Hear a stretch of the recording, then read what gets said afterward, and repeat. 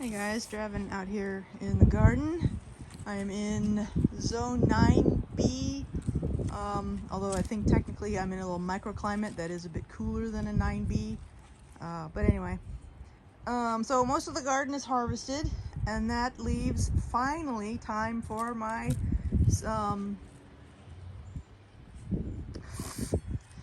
sweet potatoes to start taking off. You can see the back there is another set of sweet potatoes. My golden beets are doing great. They need to be harvested, but everything else is coming in. My corn patches torn down.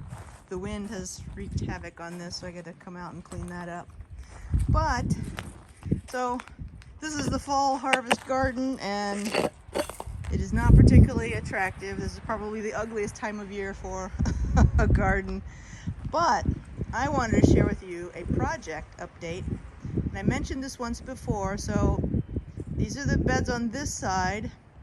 We ripped out our yard, 2/3 of it here, and are replacing it with more gardens.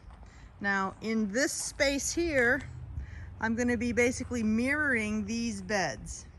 They're not going to be in the same location, but they're going to be this concept here of this little E, but instead of 3 beds, it's going to be 4 beds, all of which are connected by this back bed.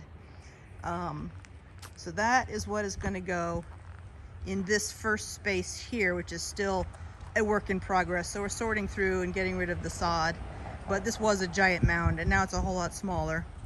So the idea with the sod, let's see if this works. So I've got it stacked up over here, and the idea being that ultimately I'm going to try to compost it. We'll see how that goes. But so this will be the walkway right here where I'm walking. You turn there and you'll see all of the new beds. So I will have a double set of actual beds. Okay, this row right here is lavender. It's a Spanish lavender, and right now it's been severely cut back. You can see it's starting to grow in again. But in this little trough here is going to be another set of lavender, except this trough is wider, so it can actually accommodate the growth of the lavender. I'm kind of leaning towards Spanish lavender again, but English lavender smells so nice. But anyway, I don't know. This is what it's going to be, is a row of lavender, or if not lavender, then some other pollinating attractor. This final section here is the orchard. The idea is that these trees will be no bigger than 6 to 7 feet tall. If I have to get a ladder to get out here, I failed. There's going to be a total of 10 trees. We've got 8 of them in, 4 of them planted. So the plan is closest to the house here, which is going to get morning shade. That's going to be our pear trees. I am getting a Warren pear and a Bosque. It's going to be 1 summer and 1 winter pear. So these trees here are my peach trees. I've got a May Pride, which is a May, you're supposed to produce in May, and the other one in the back is a Babcock, and that is going to be a July producer. So I'm trying to spread out the fruit harvest here, because ugh. So this guy here is a Honeycrisp apple. Now I have over here in our old orchard, I have 2 apple trees. So I have a Macintosh and a Granny Smith. So I'm leveraging these 2 and adding a Honeycrisp to it. Now over here is a almond tree. And so back over here, what's going to go next to the apple tree right there where that little flag is going to be another almond tree. So hopefully they will actually start getting almonds. Then these 2 guys are olive trees. I specifically went for oil olives because neither my husband or I actually like eating olives, but we use olive oil all the time. We also use avocado oil, and we both like avocados. So here we're gonna have 2 avocado trees. forgot to tell you the varieties. So the avocado, we've got one Haas and one Fuerte, so that's one type A and one type B, so they should cross-pollinate just fine. This one is a, I'm gonna butcher the crap out of these names. I'm sorry. Kokoneki? Or something like that. And I keep calling this one an Albuquerque, but that's not right. Arbequina. Arbequina. So I've got one. The Arbequina is my Spanish oil, and the Kokoneki. Let's go read what it says because I can never remember. Koroneki. That's how I'm pronouncing it. Maybe it's wrong, but the Koroneki, that is my Greek olive oil producer.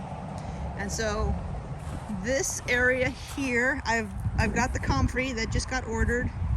I'm debating about actually planting the comfrey here at the base of these trees because comfrey is kind of a water hog. And I'm not sure if I want that here or not. We'll see. But I have them. Just gotta figure out where to plant them. But in this space here is gonna be wood chips. And I would love to go full permaculture with this thing and then tier it and all that stuff, but my husband's not a fan of that look, and since I have to compromise to get what we both want, it's going to be no permaculture area here. So if I sneak in the comfrey, it will literally be snuck in. But so both the orchard side and the lavender row are going to be covered with wood chips, a heavy layer of wood chips, and then the gardens area is going to be done with the gravel and flagstone walkway, the same as it's done over there. So anyway, that's where we are with this. Oh yeah, the last plan, which will probably be next year, is between these two peach trees, as close to this as I can, as close to this beam as I can get it. I want to be planting or burying a I'm hoping a 55-gallon drum, and attached to that will be a tub that's going to act as a filter, because right here you see a drainage runoff, and I want to have our gray water running into our storm drain here, because we have the bathrooms, which is where your showers and your sinks are close to the drain coming off of the roof, so we could easily punch through the side of the house and run that water, that gray water, over to the gutter, and which will come out right through here.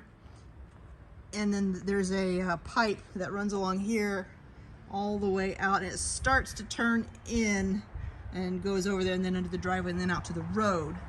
So if I can tap into that, catch the rainwater when it does rain, and gray water when we take a shower and stuff, and then have a pump that when it reaches a certain level will pump the water out and use that to water the trees. So that's the long-term plan, but that will probably be next year that will actually go in. So just thinking about the stages of things. So that's where we are with this project. I am not positive that the beds will come in for the fall season or even the winter season. But even if I can get a cover crop down on them, I've got red clover and field peas to put in them to try and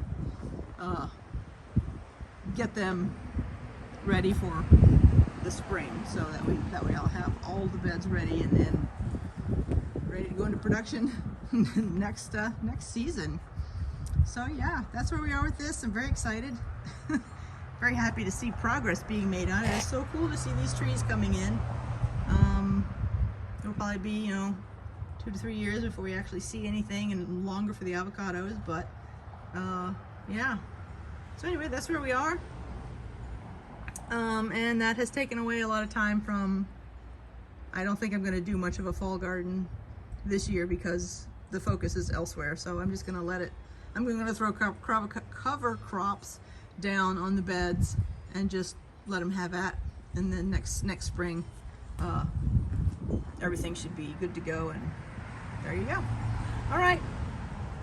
That is my update. And that's everything I can think of. So y'all have fun in your gardens.